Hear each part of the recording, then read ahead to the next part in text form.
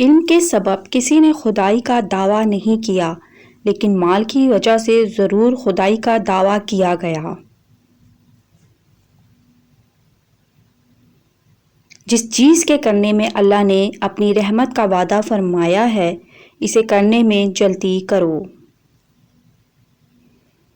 خوف خدا کو اپنا شعار بناؤ اور اس مالک سے ڈرتے رہو جو تمہارے ظاہر اور باطن کا یکساں حال جانتا ہے۔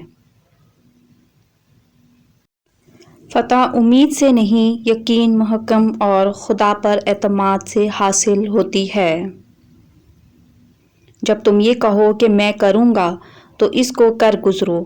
سزا یا معافی کے معاملے میں کبھی مہمل بات نہ کہو۔ کم گوئی میں حکمت، کم خوری میں صحت اور لوگوں سے کم ملنے میں عافیت ہے۔ خدا کی نعمتیں اتنی زیادہ ہیں کہ تم ان کا شمار کرنا چاہو تو بھی نہیں کر سکتے۔ جو کچھ تمہیں نظر آ رہا ہے، اس میں کچھ باقی نہ رہے گا، مال یا اولاد سب فنا ہو جائے گا، البتہ اللہ کی ذات کو بقا و دوام حاصل ہے۔ بہت شرم کی بات ہے کہ صبح تیرے جاگنے سے پہلے پرندے جاگ جائیں۔ وہ لوگ بہتر ہیں جو دنیا کو آخرت کے لیے ترک کر دیتے ہیں، لیکن جو دنیا اور آخرت دونوں کو لیتے ہیں وہ بہت بہتر ہیں۔ دولت عورت کے پیچھے آتی ہے۔ دولت مند ہونا چاہتے ہو تو عورت کی قسمت کو اپنے اوپر اوڑھ لو، یعنی اس کی حیا اور اس کی پارسائی اوڑھ لو تو عورت کا رخ آپ کی طرف ہوگا۔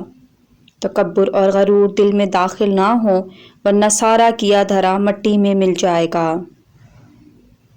جو رائے بھی کسی کو دو، اس میں خدا کا خوف ضرور شامل ہونا چاہیے، ورنہ خسارے کے سوا کچھ حاصل نہ ہوگا۔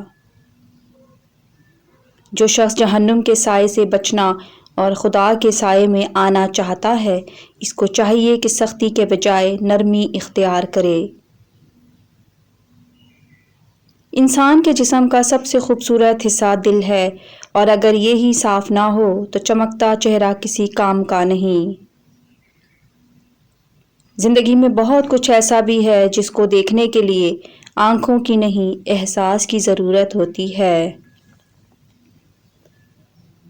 کچھ لوگ ہماری نفرت کے قابل بھی نہیں ہوتے اور ہم ان پر اپنی محبت ضائع کر دیتے ہیں۔